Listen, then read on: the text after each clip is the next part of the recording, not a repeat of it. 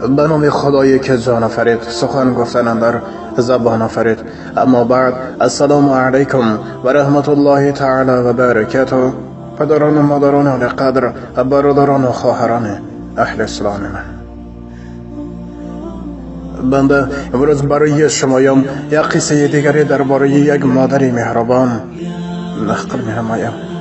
و اگر در وقت گفتن این قصه اگر به خطاگی راه دهم، الله تبارک و تعالی مرا مغفرت کند و از همه شمایم معذرت میخواهم.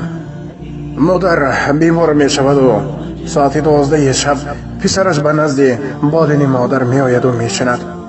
مادر با رنگ زرد و با نگاهی با رحم به فرزندش مینگرد و با آوازی خسته و لرزانش میگوید: چه شد پسرم؟ چرا خواب نیستی؟ پسر میگوید: مادر، از آواز نالش شما خوابم نمیبرد. اگر علاجش باشد و چه جا پس نالش کنید، کمی من و همسرم نبیرهایتان خواب کنیم. سحر من کاری دولت میروم، همسرم از پی شما میدود، نبیرهایتان مکتب میروم. مادر با چشمان اشکالات: میلش پسرم، به حاضر خواب کنید. پسر خواب خوش گفته به خانه خوابش میرود و به حضور خواب میکند.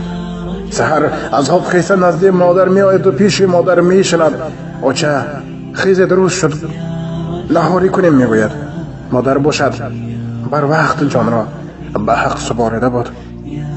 پسر داد میگوید: هم آمده. پس از چند ساعت مادر را به خانه آخرت میبرند. وقتی که بر میگردد، همسرش به او مکتوب دراز کرده میگوید: این را از تکی بالینی مادرت یافتم.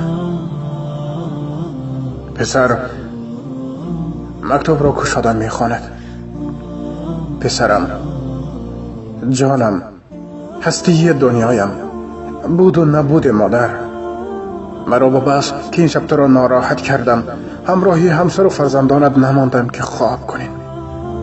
اما جان آچه، زمان تو خرد بوده، مرا هر زمان گریه کرده از خواب بیدار میکرده. من باشم با مهربانی و الله‌های شیرین تو را تا سحر خواب میکردم.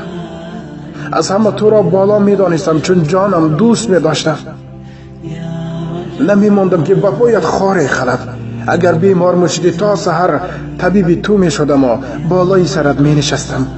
باز روز میشد از پی کار خانه و رو و چین و پخت و پز و لباس شستن میشدم. یک بار هم اف نگفتم، تو را خفه نکردم، اما این شب از سبب پیریم بیمار شدم و تو را ناراحت کرده نماندم که تو خواب کنی. اکنون فهمیدم که تو کلان شده ای، دیگر احتیاج به من پیر ناتوان نداری. پسرم، تا امروز از خداوندم برای تو همه چی را طلب می کردم و این شب باز از خداوندم آخرین طلب را برای تو دارم که جان مرا بگیرد و تو را دیگر ناراحت نکنم. کاش الله مهربان این دعای مرا قبول میکرد. پسر بعد مکتوب را خواندن فهمید که همه چیزش را از دست داده است.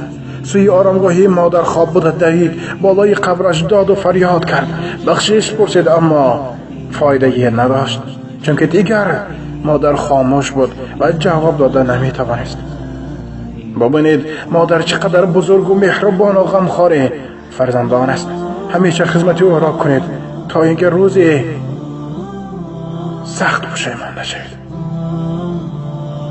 امروز بسیار غم آور است که یک مادر می تواند از 1 تا 10 فرزند را مهربانی کنند، لیکن اون 10 فرزند نمی توانند یک مادر را غمخواری کنند. الهی الله تبارک و تعالی هر یک ما و شما را از راه خطا و از راه شیطانی، از حیله زنها و از مکر دنیایی در حفظ امانت خود نگه داشته خدمت والدین کردن را نصیب روزی گرداند. الهی پدر و مادر هر یک ما و شما را در حفظ امانت خود نگه داشته راحت فرزندان دیدن را نصیب گرداند. و آنهایی که پدر و مادرشان ترک این دنیا کردند، الله تبارک و تعالی جای آنها را جنت المأوا گرداند. انا آخر دعوان الحمد لله رب العالمین. السلام علیکم و رحمت الله تعالی و برکاته. با احترام دوست و برادری شما امید رحمت. عزیزان من، اگر در وقتی گفتن این قصه اگر نسبت شما یگان سخن بدی گفته باشم از همه شمایان معذرت میخواهم. من هم مثل همه یک بنده عاجز و ناتوانم و البته با مدد الله تبارک و تعالی کوشش میکنیم تا یک قصه پندآمیزی برای اون جوانهایی که کمی گمراه شدند، کمی برای خطا رفتند، انشاءالله کوشش میکنیم که برای اونها یک قصه پندآمیز ثبت کنیم و امیدوار هستیم که الله تبارک و تعالی به دل اونها نور هدایت را عطا فرماید و از راه خطا و از کار خطا نفس خود را بدارند و برای راست قدم گذارند. الله تبارک و تعالی هر یک شما را در حفظ و امانت خود نگه داشته. هر یکم برادران و خواهرانی که در شهر مسافری قرار دارند برای کار و رزق و روزی حلال و از خوف و خطر در پناه خود نگه دارد.